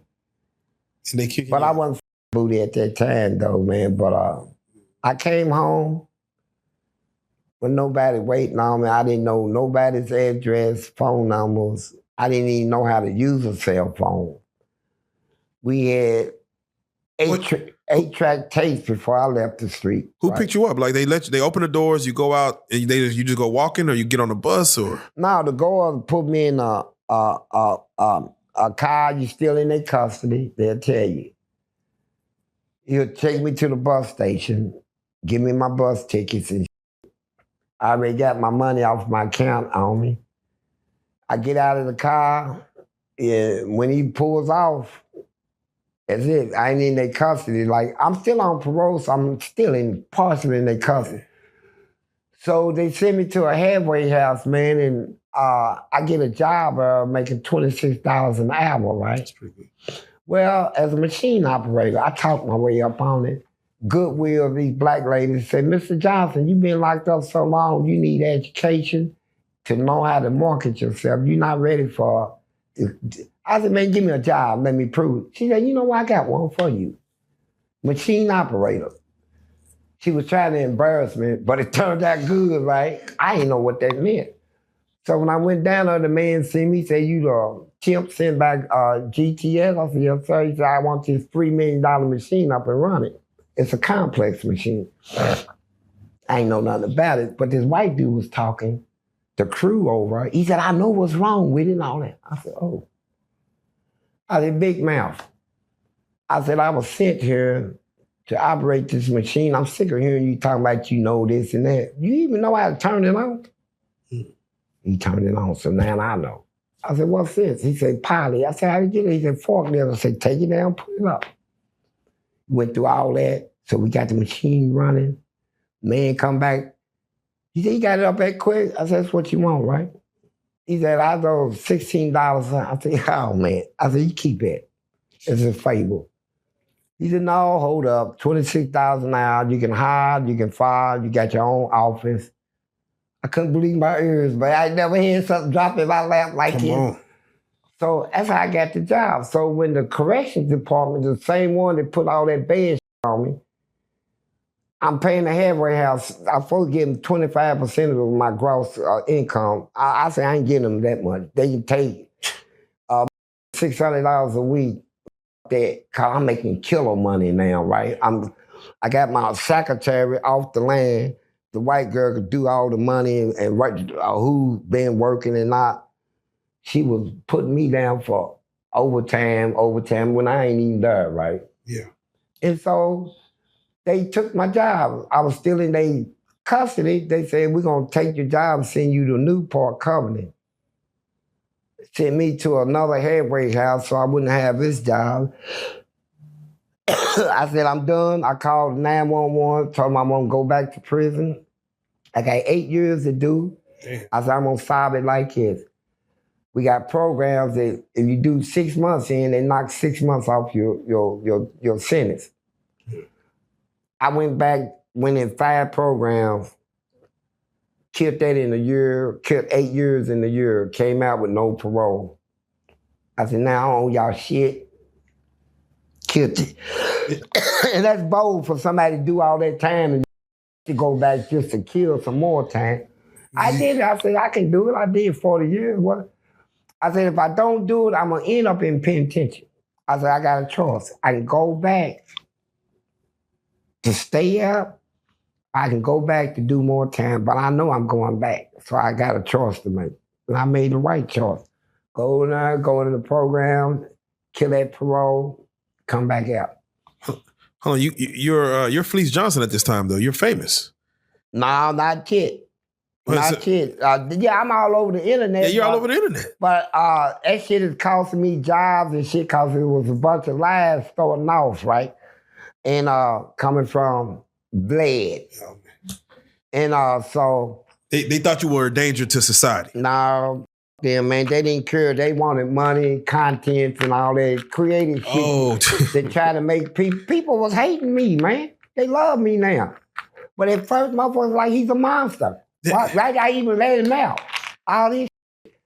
And I couldn't get a job, none of that shit, man. Motherfuckers was looking at me. We know who you are, you monster. Wait, wasn't nobody praising you? I mean, you're on the people love Boondocks. You're on the Boondocks. Man, it is what I told you, man. They like watching Boondocks, it scared them. Boondocks was an instant success. Yes. See, here's why I was trying to tell little ignorant ass Vlad, is that when I came out, you knew I was out, bro. You put them cartoons out without my consent, permission, put all that shit on me, try to make me look like a predator, a raper, and all this shit. You should have came out and apologized, man. Set something up for me out here. Even now, we can go back, man. I don't care about none of that shit. We can make big money off that shit. We can redo it. We can redo the animation. That's where the big money is at. I can disguise my voice in about 8 voices, right? And so I can do all that shit. I just need somebody to set up animation, and I'll redo it. Yeah. Man, I had their legs throw back behind their neck. So it don't matter now, because people know it's a lie, right? I got a fan base that's out of the world. And y'all think y'all fan base, Vlad fan base, and all that shit is big. I got a big one. Yeah, do you feel bigger like, than you think. Do you feel like if you put some veneers or some teeth in, you might lose your fans? Like, they kind of know. My fans love me, man. That's my signature. Would you make them permanent or would you make them removable so you can, you know? I like Michael so I can suck better. You said, I like to suck better. I suck better. I won't bite it. I won't suck it. Jeez Louise. Ass. But now I'm going to get some teeth. I got a GoFundMe program, and it's already been paid. It costs $20,000, and it's going to be done in Miami. And I had problems with who's doing it because it ain't, you know, I want to know who's doing my teeth. I want to know a little about your background before you go in my mouth, man. Yes. You know, I want to know some of the people you done already did, what they think about you. You know, I want that. You ain't gonna just go in my mouth and fix me up, come out like Michael Jackson, man. White, nose little than it's supposed to be. All that, I ain't doing it. Oh, man. So, we having problems now waiting on that. And I got invites to the Netherlands and Dubai. Oh, yeah. That's that country I couldn't think of. A billionaire want me over. Oh. So we going through getting the passports and for that. Oh, good luck, definitely. So we'll let us see you out there. I don't want to go. Please, you know. I don't. What, you don't want to go? Nah, hell no, man. I ain't going over there. They talking about, I'm funny, man. I believe in the truth, man. And even though the Bible say give everybody their dues, I will. But They real strict over in that Muslim country. I smoke I smoke a lot. You can't smoke in the public. You can't do a lot of shit, man. Yeah. And if you ain't, I'm not going over to disrespect their culture, man. So I'm gonna have to try to do a Zoom thing if he would allow that, man. But he wants his son. He's a billionaire, and he wants me to go places with his son and shit, man. Bodyguards and shit, man. I ain't with that shit. Wow. Like a Richard Pryor movie, Toy. Yeah. I'm gonna be a motherfucking toy. You gonna lie? That's exactly what it sounds Beat like. his ass, right? On TV. Please, let me ask you, you said you made a lot of money, Jay. How much were you making while you were at the height of, and how were you making it? What was your hustle in prison? I ran stores, man. I took $11 and made thousands. I wrote pen pals, man, and I was good at that. Like, if you a man and you in Dallas, I get a picture of somebody's sister. I done read, I see your name in one of these pen pal things, read what you about, who you are and all this, right? What you like, your hobbies and all that. I said, he like them white. So I said, bro, send me this picture, man. I'll give you $50 for this picture.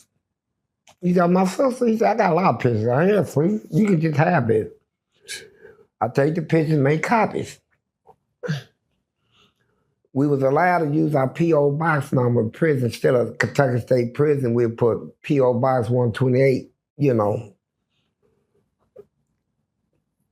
And I write you and tell you, send you that picture, tell you that's me. Tell you I end up in prison because my mama, my daddy died and my mama's boyfriend jumped on my mama. He was choking her and the gun was right there and I shot him.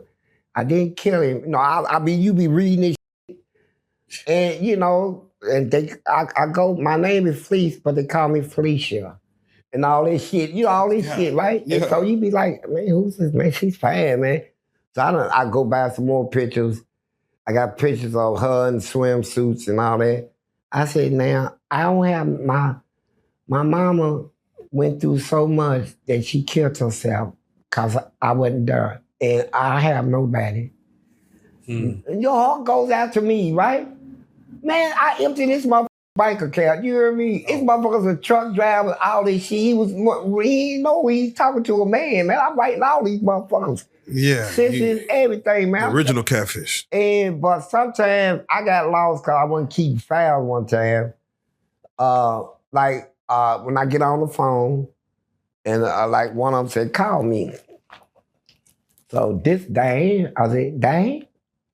And this was her. When I was, you know, doing a girl, I was somebody else's job. Hey, baby. Johnny said, yes. How you doing today? All right, and it's Roscoe. Yeah, I'm still down here, and I'll be waiting, you know, all that shit, and I'm scanning my voices. And then I got caught up. I didn't know whose voices go to who, right? I said, shit, did I use John on her or did I use so and so? I said, I caught you. The jig is up. So it wasn't all bad. And I had some fun moments in prison though, man. I would assume that's... No, I'm telling you, the biggest moment in prison that meant so much to me, man. I'm big on Christmas and shit. And you got a lot of friends in prison, man, on Christmas Eve, everybody's coming out. Hey, Felice, yeah, Merry Christmas, bro. Give me gifts and shit. I'm like, man, that's about 200 people, man. You know, all these church groups come in, man. I heard shit is done. Hey, baby. Yeah, what you give me for Christmas? Same thing I got you last year? What, nothing? You a lie. I got you a card. Damn. You know, shit like that. I be trying to, they ain't got no spirit out here, bro. Yeah. You know, this shit is crazy, man. Makes you want to go back. Shit, fuck it. Don't go back. Don't go back. I ain't.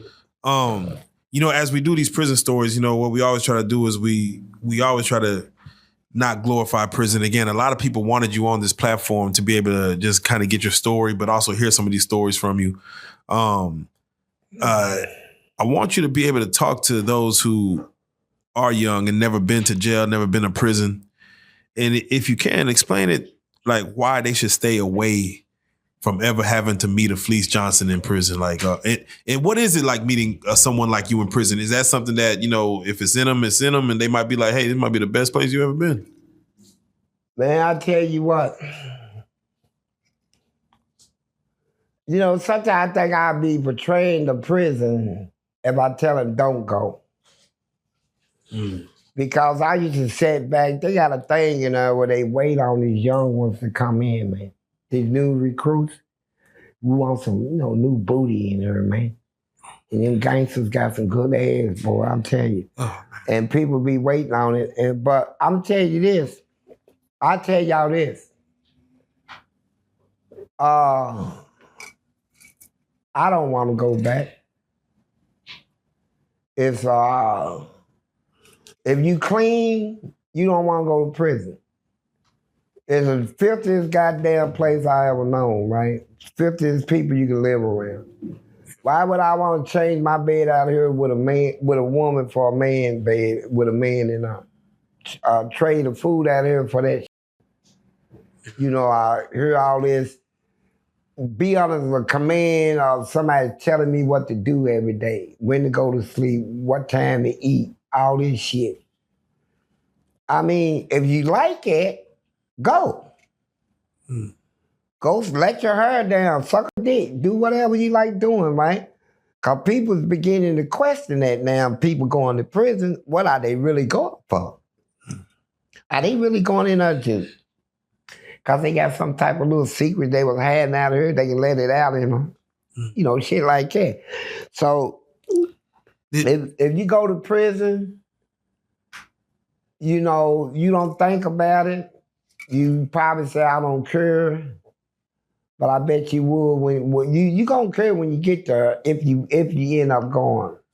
So my advice to you is, think about it, man. The people that I know that got out of prison and took a new leaf and now they in some sort of good job. I'm doing recording. We got other people doing security, other things, right? And then we sat back and think about it, man. We could have did this shit a long time ago. We didn't have to do all the bad shit we do to have money, our fame and fortune, man. All we had to do is supply our man, man. Get a project, learn a skill, man, commit to it, and let that be, man, what, you know, we live on, man. Yeah. But that's all I can tell y'all, man. It's a horror house in there, man. It's a horror house. Using the toilet that everybody uses. Sometimes you go in the bathroom, see duty on the toilet, mother didn't wipe it up. You see somebody sitting on the toilet that everybody know got AIDS. Are you gonna sit on that toilet? You know, just, if you want to go put yourself through all that, you have gay people working in the kitchen, and you know some of them working in there is real nasty. You got people in there to bad cum, man. Oh. No, I'm talking about walking around the prison, we give big money for cum, man. It's got jars full of this shit. What they do? What they do with it? They mix it in food and shit, man. Oh. Prison is a freak out, man. Got shit going on in there motherfuckers don't even know, man. They don't talk about it. Motherfuckers eat serve chili with Seroquel in it so they can fuck some ass, right? Put them motherfuckers to sleep and rip him. You know, all this shit, man. Some dirty ass going on in there, man. I had to go through that shit. I went through 6 months of the guards throwing my food on the floor, man. They said, please, child, bam, smacking in the bar. I said, you know what? I'm going to eat it, scrape it off the floor, eat it, and I'm going to shit it out, and you're going to wear it. Oh, man. And that's what I did. And I made sure they did it. But I lived through all that. I survived all that. I came out without a scratch, bro. Please, 40 years without a scratch. No medical problems, none of that shit. Man, I ain't had a cold since I was a baby. All that shit. Amazing. Oh, man. Amazing. You know. I don't know how you did it. I don't either. You had glasses on. Were those glasses just for show or they prescribed? No, man. I had glasses, man. And what happened was, when I won that lawsuit, they told the prison they got to spend $200 million to renovate all the prisons, clean up everything. I wanted to get rid of them double cells in that prison, so they made it all single cell in this one prison. And then they wanted to get back at people, the inmates. So in the hole, they painted the wall. You would think it's white, but it's a blend. It's a yellowish blend, right? Yeah, off white. And nobody wore glasses at the time, man. And next thing you know, it started affecting our eyes, man. So everybody started going down, getting glasses and shit, man. Motherfuckers never wore in their life, man. Wow. And so I came out with what you call it, eye, glaucoma. Glaucoma, yeah. In one eye, man. And that's why my eye right now is blue. Yeah. Okay, yeah. You see the blue ring around them? Yeah. Come on. Yeah. Yeah, that's crazy. You see what's in the middle? Yeah, man. Booty. Oh man. Not hard eyes. Flip it over. Booty. Damn. So yeah, no, hey, that's crazy with the walls. I ain't never heard no stuff like that. No, they do that, man. They did that, man. They prison is I fought them. I fought them to the last day. So they know this black man, they know what I'm about, right? So man, lastly, I gotta ask this because you went in at 74 and you got out at 2015. Did you see where, they have this where men are identifying as females now? This transgenders. Did you start seeing that on your way out as far as? Man, we didn't call them that.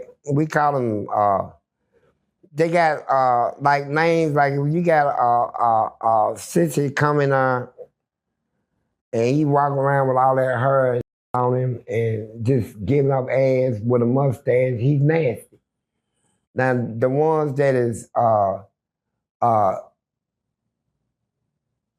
got nice shapes and booties and stuff, they call ladies, but the ones that got the titties, yeah, them motherfuckers is trouble in prison, man. They got to separate them motherfuckers from the inmate because motherfuckers want to kill them. And what I didn't understand is all these. Now I growed up in here. I didn't come off the streets with a wife and girlfriends and all this. These motherfuckers in here was they was getting these sissies, man. They was treating them better than they did their wives on the street, man.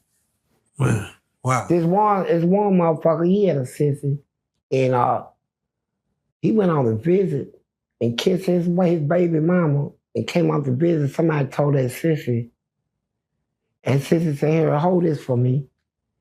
And went to the guard and said, "He got a knife in that bag. He threatened me." They opened the bag, and he got time out of it. He got 3 years out of it. But from a kiss to his wife. He came out of the hole and went back to the sissy. And the sissy was saying, anytime that bitch send you money, you tell that bitch send it to my account. And his girl was sending her money to this sissy, man. Wow. And they do that shit, man, and sneaky man. I ain't like that shit, though, but damn. I was in a world that was just messy, man. I don't think I got to the point where I said, man, I'm gonna just stick and move now, man. I ain't all this relationship is setting on me. Now he said like he got his thing under his shirt. I said, set that pussy on him, man. So he said it right there on me. I said, ooh, goddamn. Ooh, yeah, baby. Yeah. And he moved his hand. And his damn dick smacked me in the goddamn stomach. I threw his across the goddamn room. What the man? I told you, hold that, man. I don't want to see your dick while I'm you, man. I don't want to feel it, tuck it, do it, like a woman. See, then there's one I with the ones that can portray themselves like a woman. They sit around, girl, look at my fingernails. Ooh, you broke their nails. Oh, shame on you. All that old shit, right? Not shame on you. And so it was a type I with, right? You know, the ones that got that ass like Serena Williams and shit, man. Nicki Minaj shit, man. But, you know, I used to catch people. I used to love doing that, catch these that was sneaking around doing shit. I seen them motherfuckers get their hair. So you getting to visit this weekend?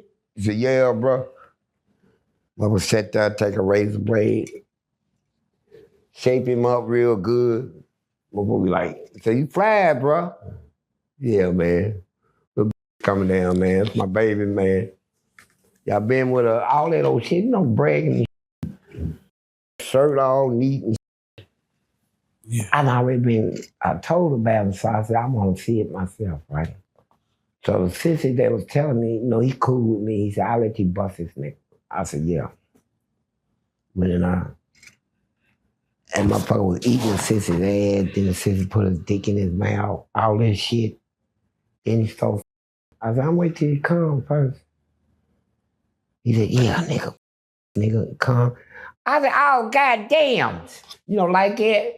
And the motherfucker went, hey, hold the fuck up. What is this shit, man? I said, it's cum in your ass, nigga. That's what it is, nigga. Don't try to turn tough, man, and all that, nigga. We'll put you up out of here, right? You just got in your ass, nigga. That's it, nigga. Go on out there this week and see your girlfriend, right? And you go, I got a visit that week from somebody else's family came. I saw him out there. I'm looking at him, man. They kissed and all that shit. She said, how you holding you up in there? He said, you know how I'm holding up. Ain't nothing to me in there. All that old fronting shit, right? Nigga, you got fucked in your ass today, nigga. But I go through all that. And so when I get out of prison, I'm like, man, I don't give a whatever I done, I can say, right? You know, whatever I done and stopped doing, cause I look back on it, man, and if I could go through it with what I know now, and none of that shit would have happened, man. If I growed up in that motherfucker as a child, man, and I ain't gonna keep myself in the ass, man, but like that over this shit, man. Why do you do this and that? Man, fuck it. I was a kid. Yeah. I was 13, shit. You locked me up around nothing but grown ass men, right? Freak motherfuckers, right? Running around kissing all that. I mean, you hear that shit all the time in prison. Dick sucking. I said, who the fuck is that? He got throat. Who's that? I got throat, man. Then I said, damn, he ain't gag or nothing. You can hear the shit. Ain't no all that. That motherfucker can swallow like that. And so, yeah. But you go through that, man, and then how can you in a cell, they put a sissy in your cell. You talking about, I done ran into all these tough guys. I ain't gonna never call a man a woman. I'm never gonna address a man as a woman. Mother, yeah, you will. And motherfucker sissy got means and big weightlifters and shit run up on you. Hey, man, you got something to say to my wife, nigga? I ain't be, yeah, it's a woman, nigga. And you gonna address, and then from then on, he does, right? And that's just like, one day, just weightlifters. This motherfucker, I talked about that. He's squatting 900 and something pounds, almost 1,000. Yeah. Motherfucker got muscles everywhere, man. And when he got done, he come over to me. I saw him squat that shit. There's a big bull. He said, I got it, baby. I got it. And went down. And was bouncing with that weight, man. It's 950 pounds, bro. Took that belt off and said, They said, you a beast, nigga. He came right over and told me, Fleece, you know I want that dick. I said, what? I said, I want that dick. I'm gonna have problems with that? I said, no, nigga, you can get that now. Shit. You get that now, nigga. That nigga sucked me so hard, man, that I'm like, God damn. I ain't trying to go through all that fighting shit with him, man. Freak ass nigga. Here, go and get this. That nigga squeezed while he was sucking my dick and took his tongue. He took me out. I got 12 inches. This took me to the base. Took his tongue, went under my nuts and tried to lick man, while my dick was still in his mouth. They professional, man. They got head, man. They got one in there called Reverend Goodhead. He walks around with the Bible all the time. Reverend Goodhead? Yeah. How you doing? Hey, Goodhead. Let me tell you about Jesus. When you get done, you take you to the store and you go suck your dick, right? I mean, it's just crazy shit, man. This is crazy. This is what I was raised around, right? You know, I ain't have shit. I thought it was funny, for real. Yeah, no, man, listen, with that being said, I did. Yeah, damn. My last question before you get out here, I just want to say, you know, you've been in the hole. You've thrown on people. I stayed in the hole 12 years, 12 years in the hole. Most anybody ever did. I broke records in her, bro. What was can you explain how the hole looked? I mean, as far as what, bed, toilet? Okay, you got a toilet sitting here. You got a square brick. They brick the toilet. A big old square brick goes around the toilet. So when you sit on your legs and be out like that, rats come up through the toilet, bro. Oh. Rats came up through the toilet. Them sewer rats come to and they ain't scared of shit, right? They'll shake their shit off of them. And when you stomp at them, they hump up on you. They used to go up under my bed, right? And so I was scared to death, man. I used to take my food. When they bring food, before they was throwing it to me, I throw it out there in the hall, the whole tray. And motherfuckers come out from under my bed and go out there and eat. And I watch how they eat, man. They eat real quick, man. I said, oh, goddamn. And then one day I was mad, man. When I get angry, man, I ain't no fear in me, bro. Yeah, and I was sitting like this, and one of them motherfuckers came out, I forgot I was so cussing it. I said, man, I'm sick of you motherfuckers. And when I seen that thing stuck his head out, I said, I'm sick of y'all. I just went on and grabbed him. It bit me. I took that motherfucker, smashed his head against the wall, tore his body apart, slung him, died on the bed. I said, I'm getting all you son of bitches today. And they was fighting. I grabbed them, break their neck, all this shit, right? Threw them. So when I found them, the last two, I caught them and took some wire and tied it on their neck, right? I'm gonna train these motherfuckers, right? Cause, you know, they leave me down. I ain't got nobody to talk to or nothing, so. Oh, wow, pet. Yeah. Yeah, I made pets out of these motherfuckers, made pit bulls out of them, man. But I was killing them at first. Damn, one on the nuts? I mean, my blood, if a rat's teeth hit you, you gonna bleed, bro. Damn. They bite like this. Yeah. You know, real quick. That's how they eat. They set up on their hand legs and eat, bro. Yeah. Damn. And motherfucker eat quick and big ass teeth, man. And when I was reaching, like, that motherfucker like blood everywhere. So this is how I tricked the guard. When they heard, they said, you got bit. They knew I killed the rats everywhere I done killed, right? They said, you get bit anywhere, they see on the blood. I said, you pig. And so I said, it's gonna use this as an advantage. So they said, we want to take you, how you ain't take me nowhere. They won't let the nurse look at you now. So after about a week, the warden came over, how you doing? So I made a lot of spit come out of my mouth, made it look like I was, you know, that rabies or something. Yeah, all that shit. He said, my God, we got to get him out of here. Hell yeah, take me out of this motherfucker, man. Yeah, you a smart man. Yeah. But I went to court. I want to tell people this. You remember I told you I had 10 years, 10 with hell for 5. Yeah. So when I picked up time in prison, they said, you done broke at 5 years probation. Now you go back to court, right? Yeah. And you got to answer. So I took a jury trial. Yeah. Smart. And had the police up there. And I was allowed to cross-examine. I was my own lawyer. And here's how I tricked the police. I said, tell the jury how many lies have you told in his life? He said, what? I said, have you ever told a lie? You know, if he say no, That's a lie. Everybody know he's alive. He said, yeah, it's even worse. He was a policeman setting up on stand. I said, how many lies you told as a kid? He said, a few, teenager, few, adult, few. I said, as a policeman? He said, not in the performance of my job. I said, look, sir, yes or no, have you ever lied as a policeman? He said, yes. Take all your lies combined, and when you say you told a lot of lies, well, you can be referred to as compulsive lies. He said, yes. Man, defense counsel approached the bench, Your Honor. He said, yeah. I said, I don't see how his testimony is even relevant, being that he done openly told the court he's a habitual liar. He said, no, I agree. Killed it. Get out of here.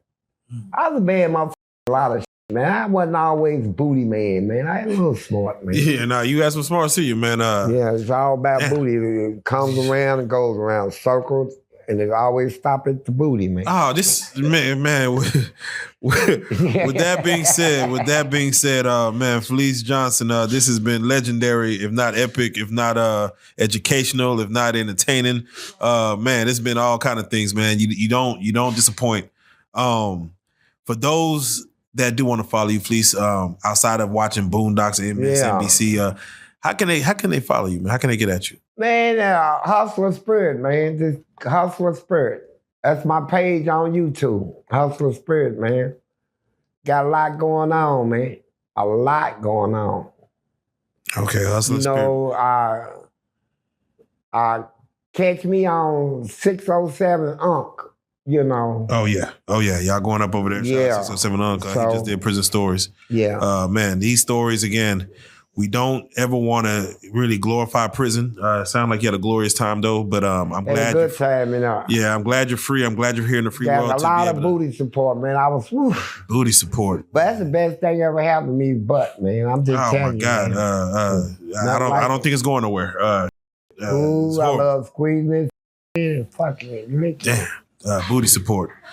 Okay, with that being said, Prison Stories 101, Fleece Johnson, a.k.a. Peace the out, Booty baby. Warriors. Yeah. Let's go.